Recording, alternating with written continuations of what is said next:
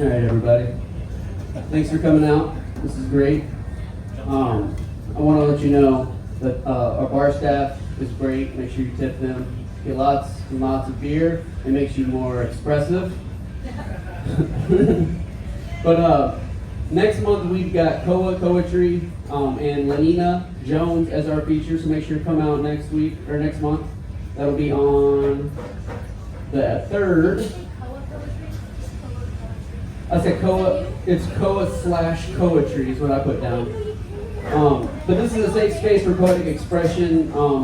Please don't bring any bigotry up here. And no jeering or heckling. We're a supportive community. If you don't like what somebody's saying, just sit on your hands. It'll be over in a little bit. We don't believe in censorship, but if you do have something especially sensitive that you're going to share, maybe a content warning for some people would be nice. It's just a guideline. You don't have to follow that. But first up, we're going to have Mick Kennedy. He's got some books over here. I think you've got a bid on them. It's to the highest bidder. But Mick Kennedy's poetry has appeared in California State Quarterly, Columbia Journal Online, New Southern, War, The Arts and Literature, Iron Horse, Literary Review, The Louisville Review, and elsewhere. Woo! Good. And his first book, I'll Say This About You, is out now. So Mick Kennedy, everybody.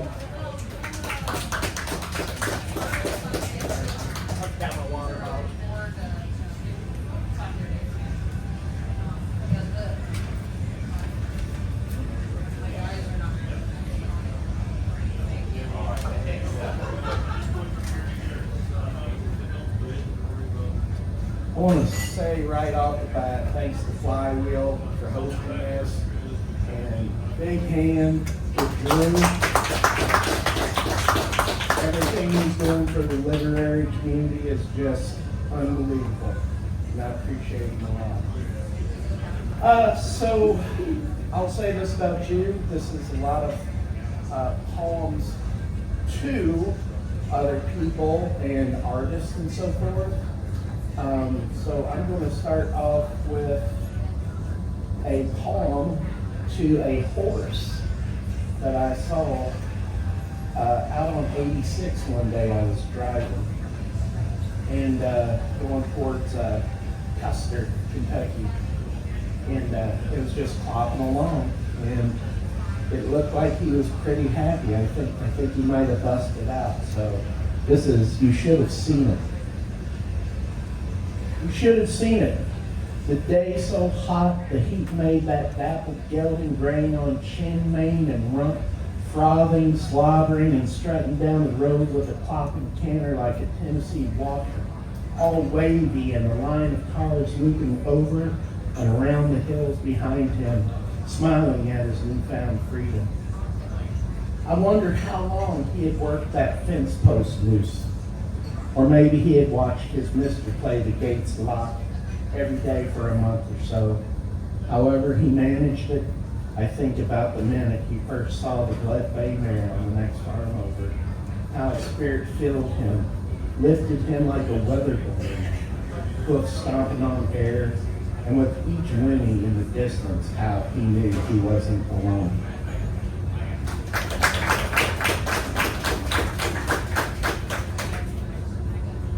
Drive a lot, traveling a lot, thinking, meditating. There's all sorts of things that you see on the side of the road. This is to a coyote blues. A puddle of color wheeled brown, outline of the song sung, heard in nearby trees, and the passing cars gush, your tongue consommé of untruths for buzzards, entrails and iffy stew.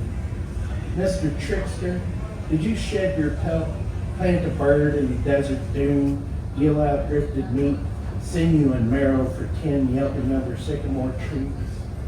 Eyes plucked and juggled up into a night-woven rug of ochre horses slumped over every feet of passerby, a story tangled in moonlit branches. 7 more lives your favorite girl gave you round 2 more reservoirs, over 12 fences, through a holler-wide thicket, asphalt road, headlights scissored you running down the only life that we might know. shadowing odors, lapping at the stars, painting a thunderstorm. In the thistle just off the road, we wait with lanterns to see which shape you might make next.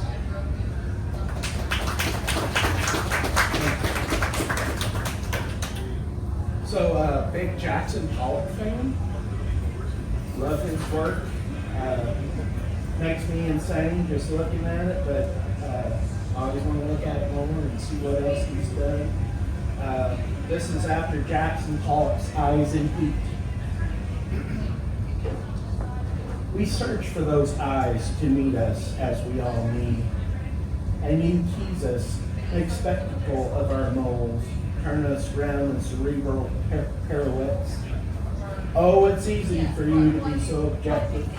Reduce mankind to a topography of each nerve's edge, to eddies and runoff hues, supposedly to catch some monumental bang, the gospel, the first calculus. You came too close, saw just enough to last a life, a mask for color, space, time, as we construed your vision divine. Ensnared in the capillary maze of our chi, you held on tight, not wanting to let go.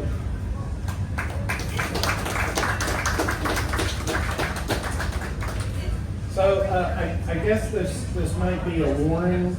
The title of this poem has what might be construed as an offensive word, but it's included in a phrase that means when something is not functioning anymore. Have y'all heard the phrase broke dick before? Yeah, that's common around here. So this is broke dick for money. At Lebanon Junction, no one cares that All Saints Eve, my Cavalier's window was smashed, her innards sifted for plunder, even the hood popped, caught the battery for a pint of old granddad, maybe some woola, but whoever cracked the distributor cap sent sparks over the motor that must have turned him away with what he had. No one in Lebanon Junction cares about poetry, which took me to the city, with daily obituaries to read and land sell-offs, all those paisley lotus patchwork sundresses, auctions and serenades of children, spent piston rings, church apostles and greased burned arms marking every sunset. The wait for a one-ton hauler is longer at Lebanon Junction than Sun Tea or the Chupacabra song. Too many coffees, hymns tangled in trees, the trucks here. That bloke, I hope he got what he needed. This poem cost me only 25 Hamiltons.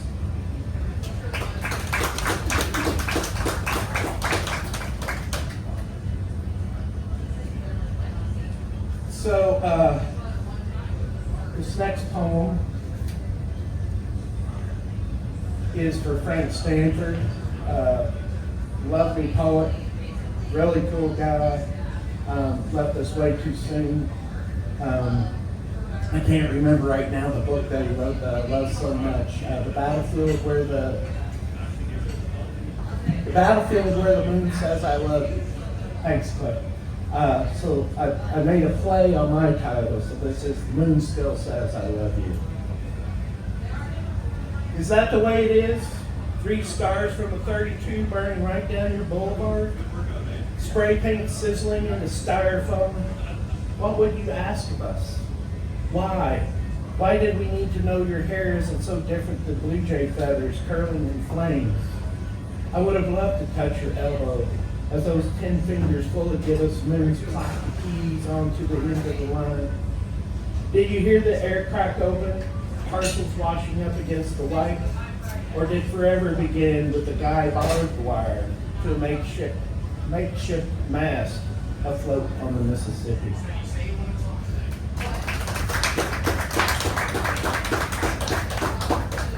I never asked how long I got, but I'm almost done. I want to hear some of these other wonderful poets in the crowd. Page 20.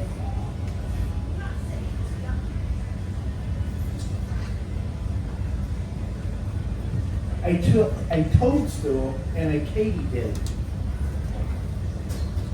When spider webs are dotted with cottonwood seed tufts that remind me of silly boxer grins, they seem to tell me to visit him.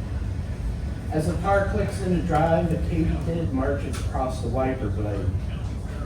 He was best at sniffing out dryland fish, chanterelles, and boletes, chase them all over fallen trucks and under rotting stumps. I'd find some, and he'd pull my pigtails and tease my tomboy ways. Ain't you pretty for a fella? Climbing Moldroll Hill after rain, we'd love to see clouds caught in trees on every hillside. Uncle Bob would stop, thumb his overalls, and breathe. This is where they were born. I suppose he loved me like a daughter. I suppose I loved him more. Weaving through the traffic, the katydid wavers in the many manic interstate zephyrs. But when he returned from the South Sea Siren, Mariana, where he had buried so many faces and names, he fell silent and chugged through life like a train. He stayed away too long in that place where clouds begin, and now a moss-covered toadstool marks his place. And I wonder if those last years' roar were like the katydid holding on.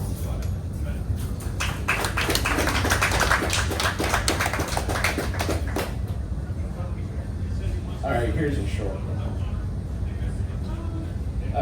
Gertrude Stein fans, anywhere? Love Gertrude Stein. This is an homage to her. Walking on the streets of Toledo just happened one day. Birds were flying everywhere, landing in trees and so forth. Branches bare. Finch, finch, finch, finch, finch. And a tree. My apologies, Gertrude, for this theft, but no one could wand words quite like you.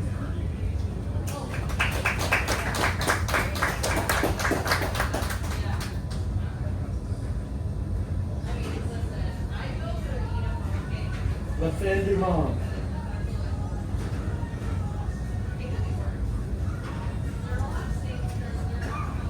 If I could find it.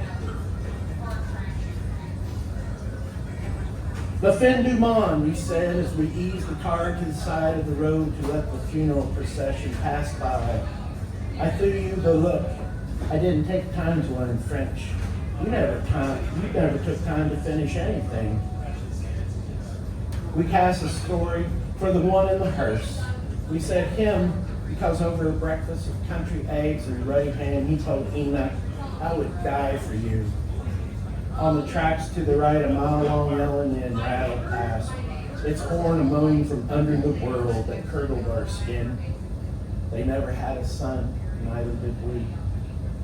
Once we slinked over moss-laden rocks, lay beneath that old oak tree.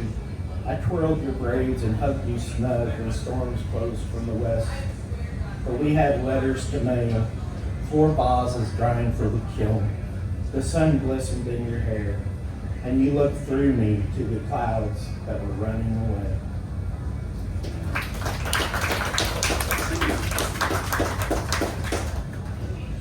And finally, a poem that wants to be a sonnet, but I don't know if it quite made it or not. You can judge. This is titled, To the Poem I've Never Written. My darling, frantic, I rose early this morning to see if you were sober. Since you were not, I used common thistle and thread to sew 7 blossoms. For your thunder I read like Braille, my eyes closed to your heat, your tangle of flowers and feathers, each wanting to bribe the sun closer to eat or mangle. But lonely vowels trickled from my lips, looking for consonants. My tongue turned from slick fish to a wailing, wounded elephant, too large to tame, too tough to soothe. My darling, I am always missing you. Thank you all so much.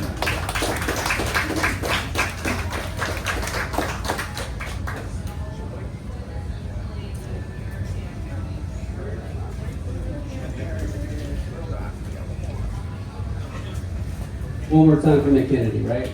Yeah. Next up, we got John Compton. John Compton is a gay poet who lives in Kentucky with his husband Josh and their dogs, cats, and mice. So you got the mice? Okay.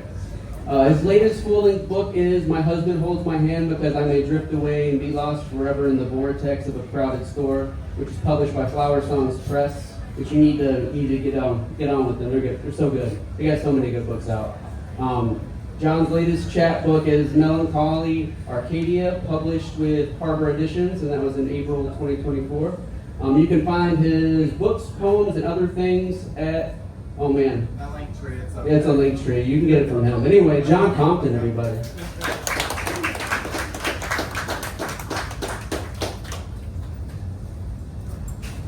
I'm gonna sit in a chair. That's what this chair is. Yeah, I can figure it out. I think I've learned. I've been here 6 or 7 times. But anyhow, if you don't know, the first time I came here, I had no clue what I was doing with the mic, and so he always helps me out. So can y'all hear me? Alright. So I just want to shout out too that I have friends that came. My friend Penny came from Kansas, and Sandra and Nick and Henry came from Ohio, and Chris came back for me from Indiana, and I told them to lie to me if they didn't. And then also, big round of applause, I'm embarrassed, my therapist is here too. I love her, Candy. I see her, I put her through hell every Thursday. So I'm really, really happy about that too. I'll read some poems and drip some snot, apparently. So I'm gonna read this poem because Mick, it's Mick, right? Yes. You said you've seen and wrote, and so I was gonna read this poem first because I wrote this. It's more traumatic. Sorry, I seen a vulture eating a deer, and then I wrote this poem. The vulture eats the deer. The head is already gone. The red beak and black wings flash by my peripheral. It swoops around in a circle at death height, wearing intestines like a medallion, blood binding them to its chest. It perches on my shoulders and embeds talons to make us a singular objective, to give me knowledge, to teach me how to eat the rot from this world, to assist in cleaning the decay. That's that one. All right, so I'm gonna read some poems. I don't know where I'm gonna read poems. I'm gonna have that open class. So, and I'm sporadic. I don't read. I like talking too. So this, I'm gonna read from old chapbooks and poems. This one's called "When Holding War." We search the skies, no moonlight, charred black aroma. And in my arms we decipher the difference between life and death. The music is loud. Listen to the sound waves explosion, the bass pounding in the background, in the walls of your throat. Your breath lifts a tender missile into the drum of my ear, and silence thereafter ricochets shrapnel. Your hand no longer knows its trajectory. Your heart detonates blood vessels. And that's that one. Thank you. And also, I'm sitting in the chair and have health issues, so if I stumble or whatever, and just ignore me. All good, John. All good. Thank you. Oh, thank you. Yeah, I was perfectly fine until I got up here. Watch me, everyone. This is called Liking Your Nose in front of a crowd. Also, I don't also know how long I have. Is it like 15 minutes? Okay. You're good. All right. I'm sorry. I was very prepared time limit, and then I got here and forgot all about it.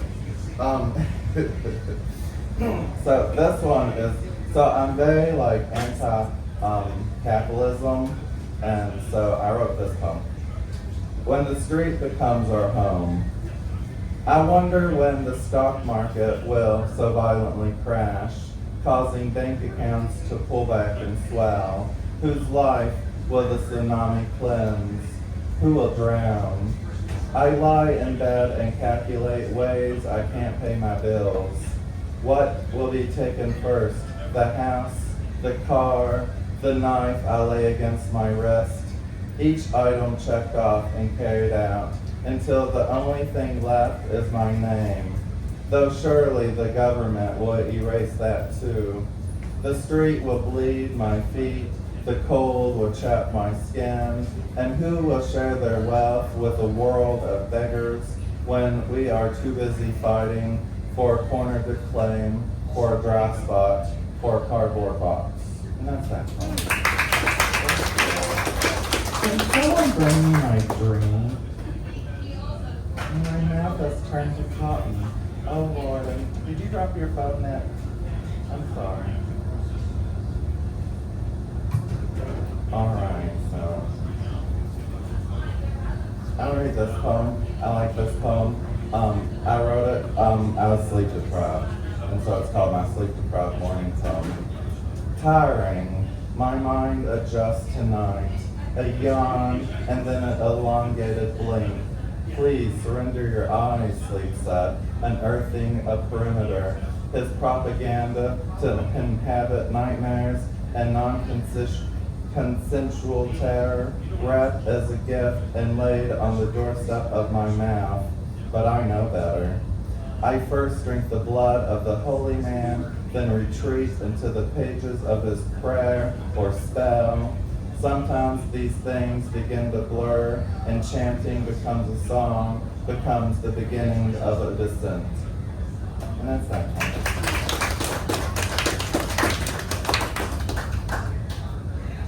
All right, let's see. So here's a short one. I was at my friend's house pet sitting, because he was pet sitting and he had to leave, so I was pet sitting while he was pet sitting. And it was stormy, and I wrote this poem. Wind scrapes its witchy finger across the shingles. The howl makes the trees shiver. The blackness of night claustrophones my head. The moon is a mute. That's that poem. Thank you.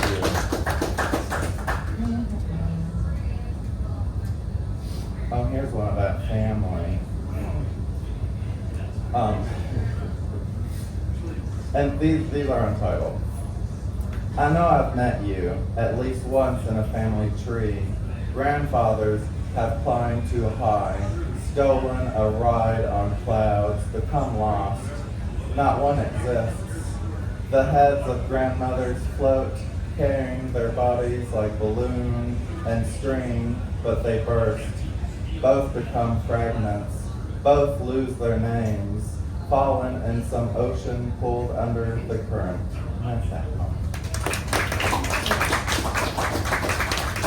Thank you. So I love reading and I love talking, and I never get to do it in person, and so that's why I'm addicted to this place. And I make sure I come every month to annoy you with my poems and open mic, and I'm really honored, Drew, that you're letting me be a feature. It means the world to me. You're welcome, and thank you. Get emotional. It's okay, I'm gay. So, this next poem, I read a poem from one of my favorite poets, and they're amazing. And so, I misread the line. I read the line as, I learn a boy's lap isn't that soft above your head, but the real line is under your head, and it's by M.T. Villarda. I think I'm pronouncing their name right. I'm horrible with names. And so my head went crazy and I wrote this poem, which isn't as nice. I learn a boy isn't soft, sitting on your chest, arms pinned under his legs. I learn a mouth is as closed as your jaw lets it, that if cheeks are squeezed hard enough, your teeth become a trap door which rips open. I learn things can be buried in your throat, that it doesn't matter if you can't breathe, things will still fit. And that's that poem. Thank you. So, am I good still? Sorry, I'm so sorry. I'm horrible. I'm very OCD about time, but this is my first featured live, and so I'm really nervous. So this one is about, I wrote a poem for all the mothers who sometimes hate their husband and children. And it's true, don't lie. Sometimes it's just wish them away. So here this one goes. She looks at her fingers, ugly worms that dig into the garden. Her nails crusted with mud, her body a hoe. She is a brutalist, her forehead red with sweat. She is annoyed at the plants, at the house, at the people who live inside. She gives each weed a face and kills her husband, then each child. She wants to bury herself with these flowers, be part of them, have someone tend to her as she has tended to everything. Maybe they would mistake her as a weed. But here she is, face down in the dirt, muffled laughter growing. And that's that poem. I was raised with women. I was a grandmother's boy. I was obsessed with my grandmother. So this one's really short. The water doesn't let you escape, like the hands of someone's lover. Tight, then tighter. It slips up your body, places its hand around your neck. And that's that one. Thank you. Just like yell or something, throw something at me, water. So I'm gonna read from, so I have another book coming out. I have this book, and then I have a little book that, if anyone knows Chad Horn, he handmade and hand wrote. And there's 5 of my poems, 5 of his poems. I have that up there too, and then I have my book. But I have another book coming out from Rebel Satari Press, March of next year. So I'm gonna read some poems, or a poem. I don't know, because water will hit me once I'm done. So I'm gonna read some poems from it. This one's called Pray, Pray, Predator. Carefully, the sleeping lamb suffocates. It shrieks something raspy that sounds like mother. That's that poem.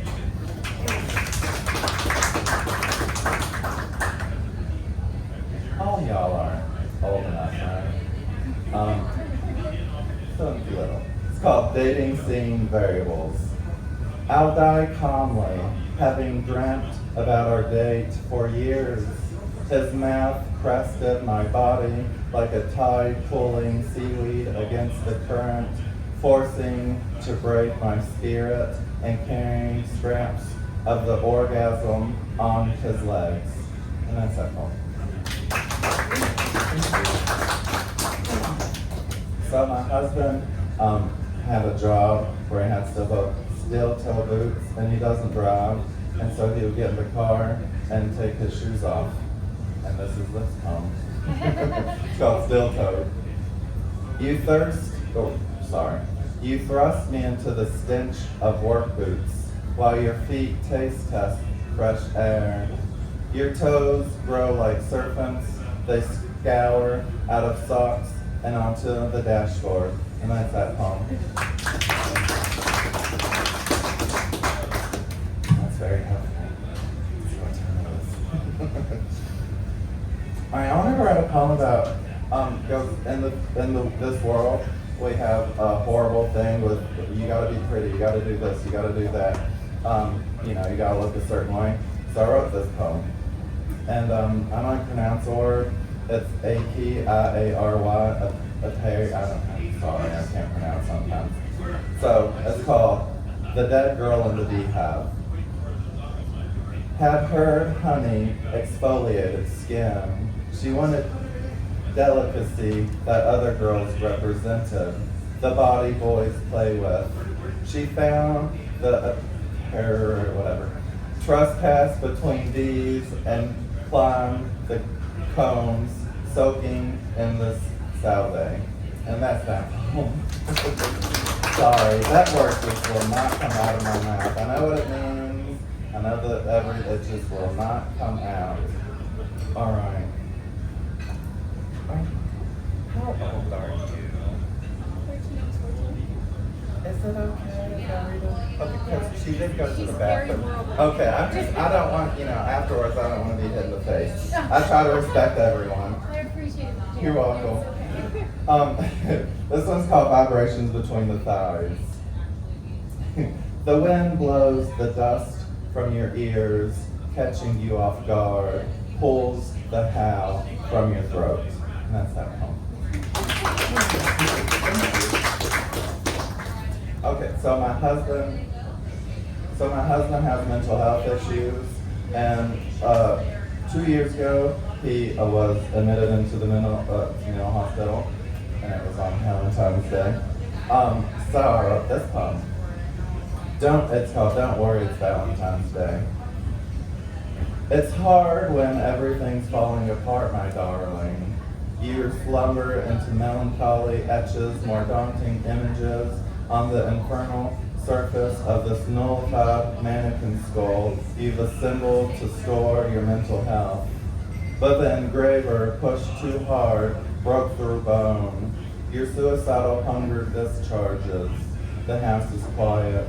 The thunder of a lonely train rages, its cargo loose. The rattle like some snake come to wrap itself around my neck, a scaly lace. It pricks, tightening, and that's that poem. Oh, one more. Kind of short one. Oh, I wrote a hate poem. Okay, and then afterwards, I wrote hate poems to my husband. Because, I love my husband, but his mental health was really straining, and the only way I could deal with it is to write poems about all of it. So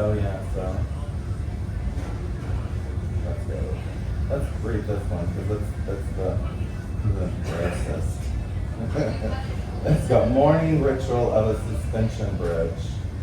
My husband sits, festering like a tumor, his rancid breath, waxy skin, his dented fingers crooked. We walk on the dead, live on the dead. We too will be dead. I try to hold it on so far. I accept what is left, discarding the remains inside a casket, and lick the sweat that stained itself into the couch. And that's that one.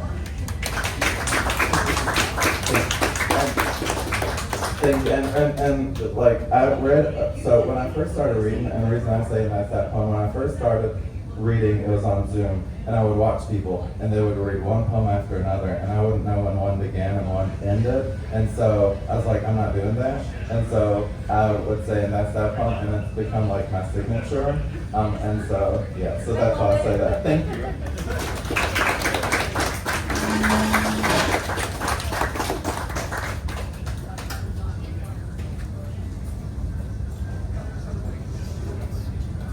One more time for John Compton.